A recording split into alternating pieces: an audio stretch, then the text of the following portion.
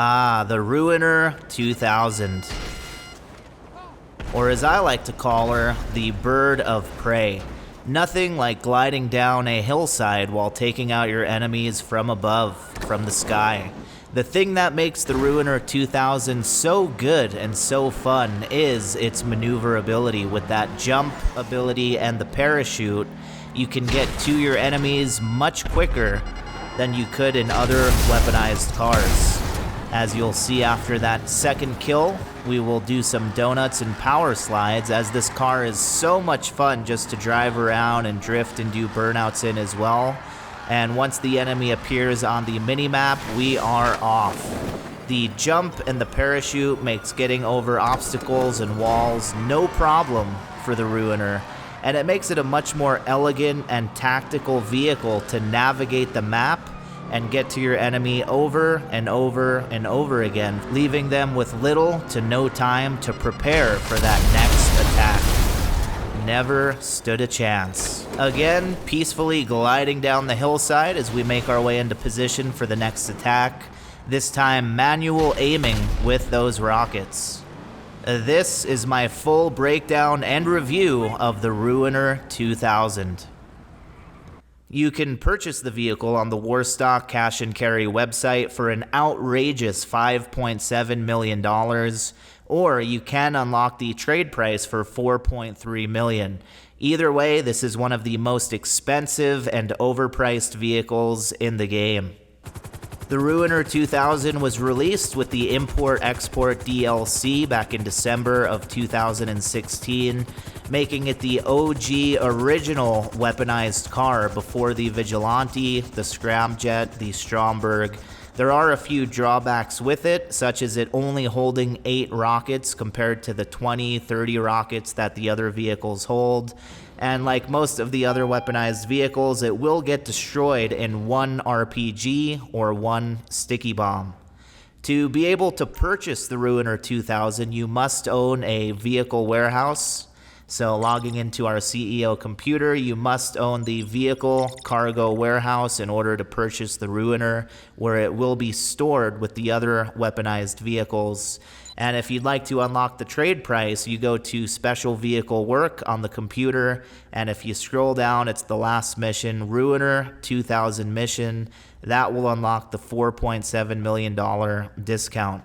Once you purchase the vehicle, it is stored in the basement of your vehicle warehouse. You just simply go through this door, go down the stairs, and it will be stored with the other weaponized vehicles from the DLC. You can jump into the vehicle from the basement and take it outside, which I never do, because there's a much easier way to call the vehicle wherever you are out in the open world.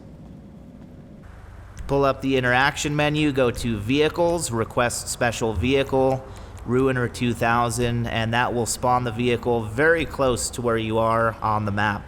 There is a 2-minute cooldown once the vehicle is destroyed until you can call it again, and if you run out of those 8 rockets, you can drive into a Los Santos Customs or drive away from the vehicle, call it again, and it will be refreshed with all 8 of those rockets ready to go. And yes, it is less rockets than all the other vehicles, but you'd be surprised how much damage you can do with those 8 shots.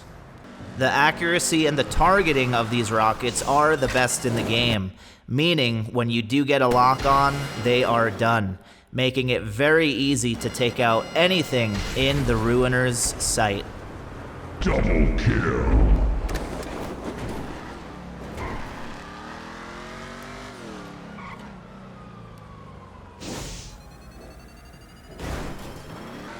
And as mentioned, it does only take 1 RPG or 1 sticky bomb to take the Ruiner out, as is the case with most weaponized cars. And overall, I would give the Ruiner an 8 out of 10, with having average armor, the best rockets in the game for accuracy and targeting, and the main thing for me is the maneuverability. The fact that this can jump and deploy that parachute makes it a lot more graceful and a lot more tactical when navigating the map compared to any other weaponized car in the game.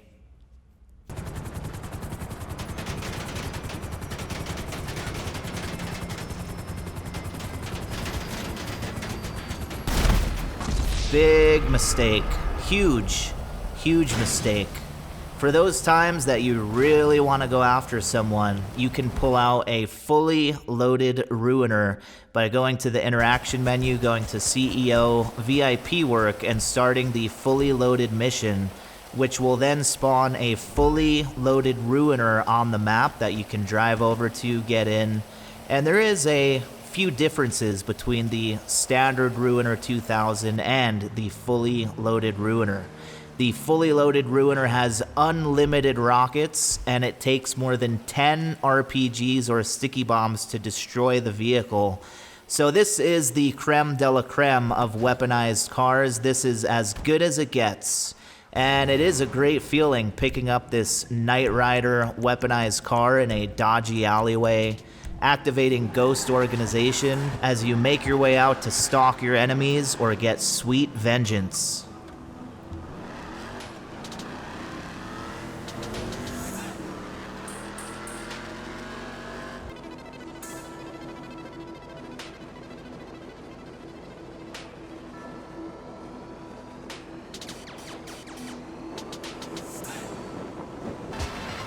Some collateral damage, as there is somebody between us and our old friend, Mr. Flint, who decided to take us out earlier, as he is approaching this hilltop to the left. Flying over us, almost damn near vertical, these rockets will go straight up, turn around, and they will hit targets like you would not believe.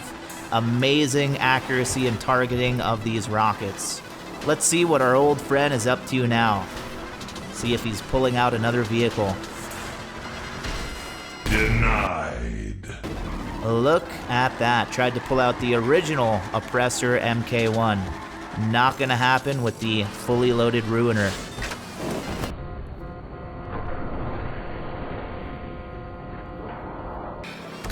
Triple kill.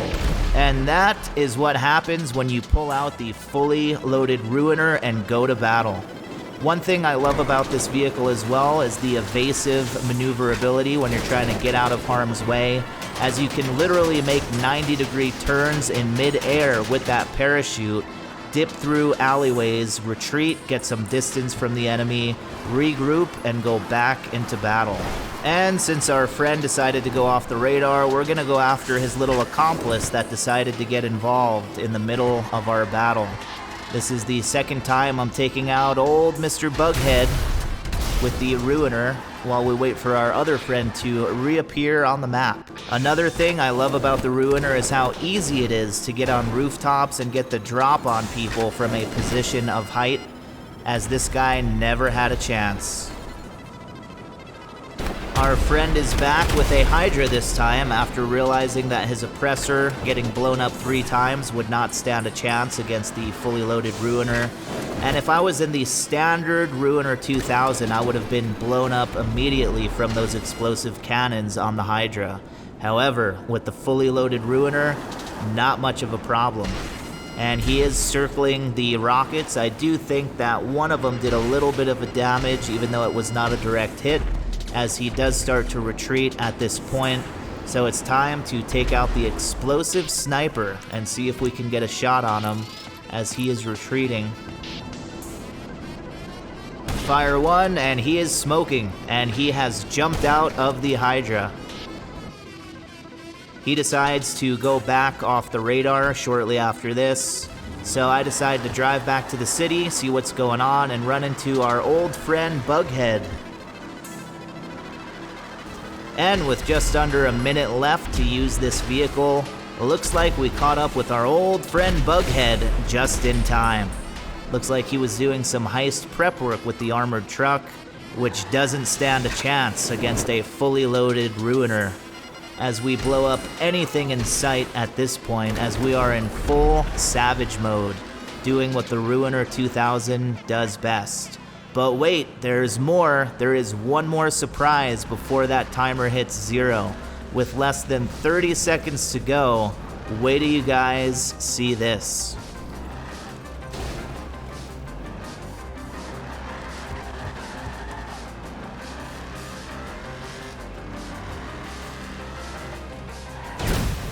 There it is.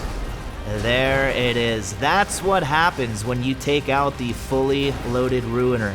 People will get so triggered they will spend $500,000 to use the Orbital cannon to take you out, and people will leave the server. That's what happens when the fully loaded Ruiner comes out. The time limit is the only problem with the vehicle. You can only use it for 20 minutes, but you'd be very surprised what you can get done in 20 minutes with having the best armor in the game for a weaponized car, the most accurate rockets with the best targeting, and the maneuverability with that parachute to navigate the map better than any other weaponized car in the game, giving the fully loaded Ruiner a score of 10 out of 10. What's wrong with her now?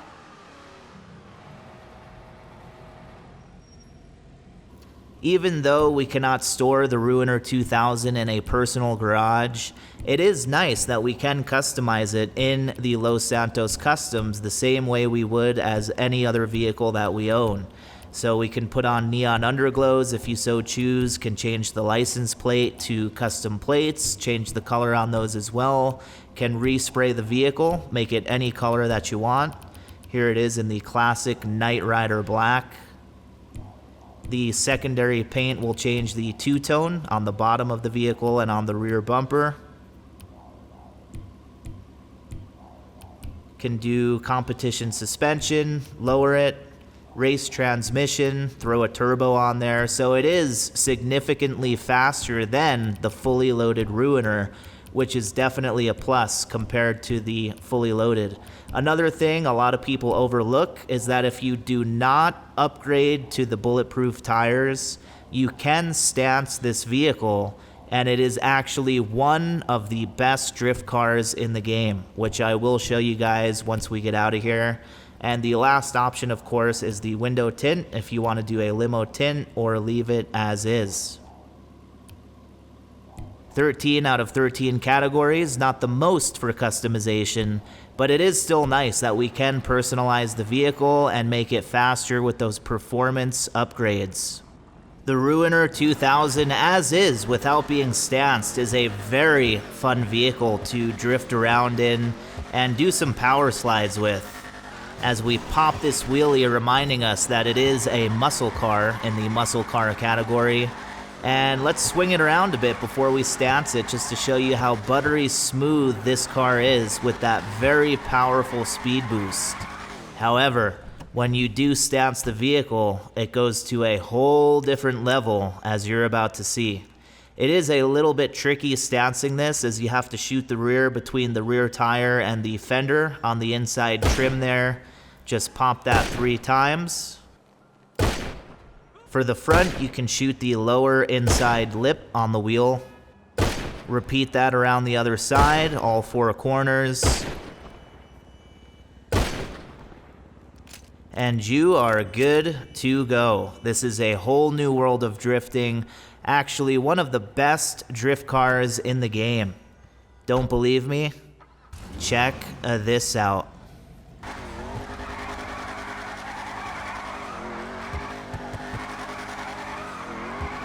Yep, with a much more aggressive speed boost and more power overall, the Ruiner 2000 does a much better job at everything than its younger brother, the standard Ruiner, which is also a very good drift car. However, the Ruiner 2000 is just angrier, it holds drifts longer, gets at more of an angle, and stays in its drift state easier and more frequently. As we go through this dodgy alleyway in the old Knight Rider spy car, feels really good, and I do take this out quite a bit when I want to tear up the streets of Los Santos. And as we make our way in and out of traffic through this busy intersection to wrap this video up, the Ruiner 2000 is one of the funnest vehicles in the game as we make that massive 180 power slide. This is what GTA is all about. As we loop around for some final words on the vehicle, the jumping ability and the parachute are a 10 out of 10 for having fun. It's the only vehicle that has that combination. On top of that, you have one of the best drift cars in the game, One of the negatives, the downfalls of the RUINER 2000 is the handling is not that good. It is very spongy, it has a lot of body roll, and you'll find yourself not making corners as fast as you could in other vehicles. The top speed, however, is very good, as it is the 5th fastest muscle car in the game for top speed. And the sound of this vehicle is angry, raw, and aggressive. All things considered, making this vehicle a 10 out of 10 for having fun with in GTA Online. And that is everything you guys need to know about the RUINER 2000 and the fully loaded RUINER. As always, let me know your thoughts down in the comments below. Let me know if you own the RUINER 2000, how often you use it, how often you take out the fully loaded RUINER, and what you think as far as how it compares to other weaponized vehicles, and also if you've ever tried drifting the RUINER 2000 as well. Until the next video, you guys stay cool, keep on playing GTA, and I will see you guys soon in the next video. H2TV signing out.